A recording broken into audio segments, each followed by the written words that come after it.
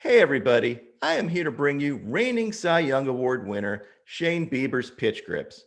Shane was good enough to talk to me for about an hour the other day, and most of the conversation centered around his pitch grips, including his new slider grip and his absolutely disgusting knuckle curve. But before we get into all that, if you could hit the subscribe button, I plan to bring you a ton more content during the season, and the season is about to kick off. So hit the subscribe button, and without further ado, here is Shane Bieber. The next step in your development, would you say that perfecting a changeup is one of those things that you're still working on right now? Yeah, 100%. That's something that I joke with some of our like local media because every year we got the same questions. Oh, what'd you work on this off season?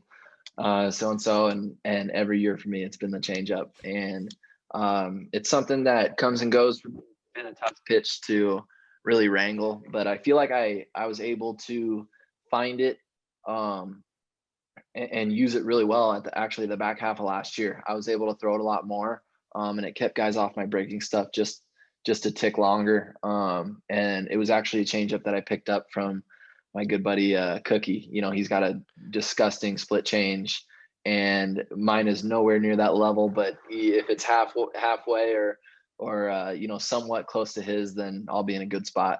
Yeah, I mean, I will tell you that split change is absolutely filthy. I love watching It's Cookie do. gross. Well, why don't we go like let's you have a ball in your hand. I Yeah, yeah. usually have a ball while I'm talking here, but why don't we go through your pitches and we'll pick back up. But let's see your now you banged your two seamer a couple seasons ago, right? Yeah, yeah. So I was throwing a two seam pretty much my whole life. I was also, I guess one thing that also translated to a little bit better velocity is I think I was in kind of an unnatural arm slot. I was a lot lower. I was like low three quarters. That's why I was sinking the ball. And so I was able to tighten up my arm action, keep everything closer to center. And that raised my arm, my release point just a little bit, and also gave me a little bit of velocity. And that at that point, the ball was kind of just running; it wasn't sinking. And so I realized that it would probably, help me out if I could make a change. I kind of noticed where the game was going and how many guys had really good four seamers that they could ride. And so I remember it was still 2018. I didn't tell anybody, but I had been playing catch with a four seamer as well as a two seamer, and it was riding really well in catch play. And I was like, hey, I don't know. And we were out of it. We weren't going to make the playoffs, and it was my last start, and it was in Chicago. And I didn't tell anybody, but I threw all four seamers. I told Roberto, obviously, but I didn't tell any pitching coaches or teammates or other teammates. I threw all four seamers. The numbers are better. Was riding a lot better, and I was getting a lot more swings and misses.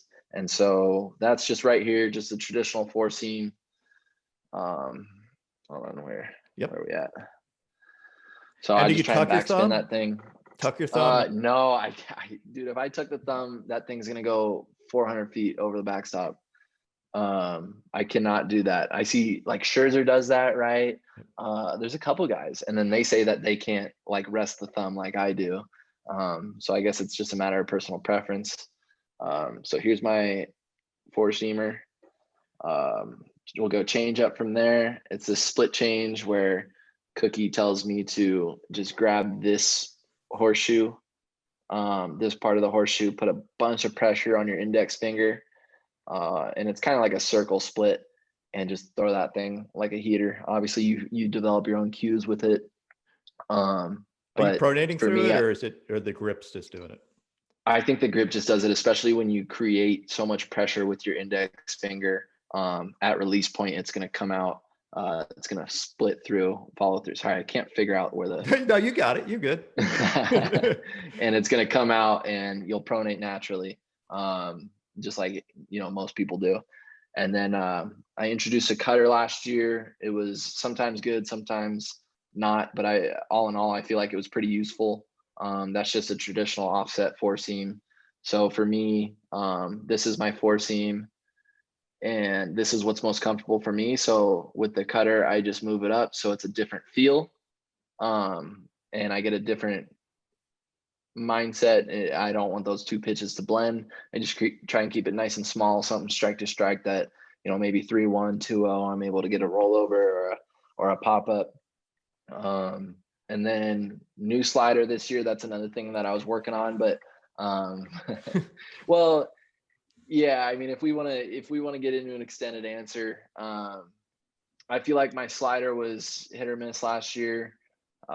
It could have showed up in a big way in that playoff start against the Yankees. They took a lot of really good breaking balls on the plate, and I think that's what they were just trying to do. They were trying to see it as long as possible because my out of zone, swing and miss rate was pretty high last year, and so they eliminated that curveball pretty well, and I wasn't able to. My slider wasn't showing up. It was kind of just like a crappy curveball, and so this year, I'm right on that horseshoe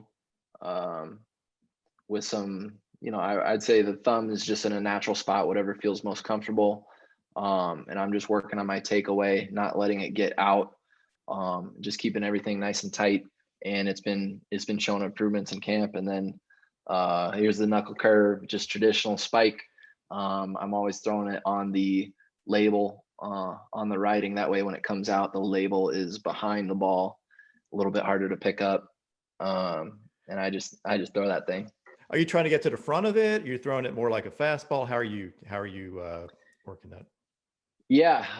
Well, a curveball is, believe it or not, well, I guess since I introduced the cutter, it's my second newest pitch. Like I started throwing that thing in late 2017, in what was that, in low A, and just continued. I wanted it at that point. My slider was my bread and butter, and I wanted the curveball just to be able to steal strikes, and worked on it with a couple teammates, Aaron Savali and Brady Aiken, both really good curveballs, and we continue to develop it.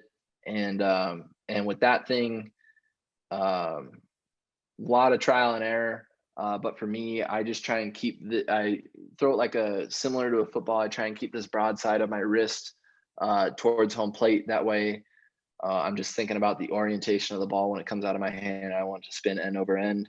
Obviously, it doesn't come out that way just because when you're in live action, it's a little bit offset. But once it gets to the plate, I want it to have that like second break. So where it starts coming down, and then the best ones that I throw have been described to me as like they kind of have two breaks. So you start to see it go, and then you have that second break that just powers down.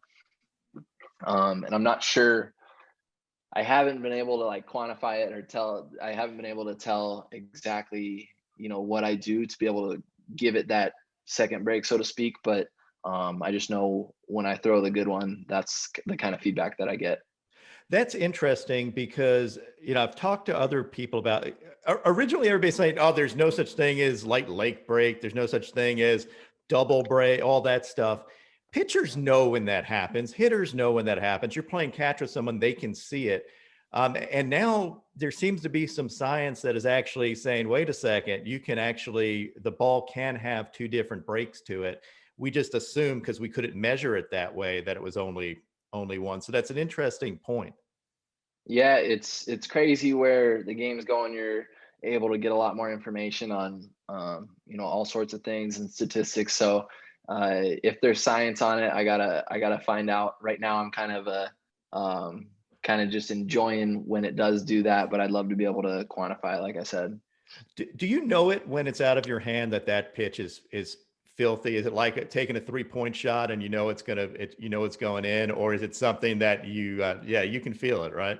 When you're locked in, and you're not guessing, you're throwing everything with conviction. You're confident in your pitch call, and your execution. I think that's when you're obviously going to be on your A game and your best.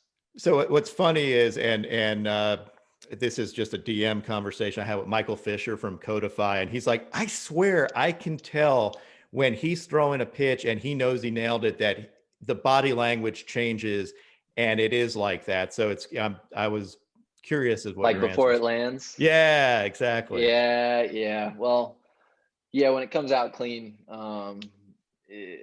there's too many times when hitters, they punk you for a 450-foot homer, and they stand there and admire it, and it's, you know, great. That's great where the game. If you're gonna click one and you're confident in it, you better stretch your shit off the mound and enjoy it. Absolutely. So when you're developing a pitch, I mean, obviously you're tinkering with stuff and I'm like, dude, I wouldn't touch anything you did last year. I mean, it was, but you're a perfectionist. You're going to constantly improve. When you're looking to improve your pitches, are you doing it like, is it analytics based? Is it video based? Is it stat based? Is it a combination of it? What do you lean on most? Yeah, I mean, it seems like everybody's got access to TrackMan Rapsodo. A lot of it for me is edgertronic video, being able to see the way the ball's coming out of my hand. And then you know, for a while I was pretty reluctant to rely so heavily on technology based improvements, but you know, it's hard to deny the value in it all. But with that being said, I never want to lose the sight or the feel of the ball and of the game. And I don't want, like, for instance, I threw a bullpen today and all my groupings were really good, really tight. And from a pitch profile perspective, they were great, right? But from an execution perspective, some of the sliders that I was throwing were a little bit pulled and were ball to ball. They're never going to get swung at in a game. And so you got to keep things in perspective where, yeah, you can fall in love with the numbers, but at the end of the day, you got to be able to go out there and compete and be able to execute pitches.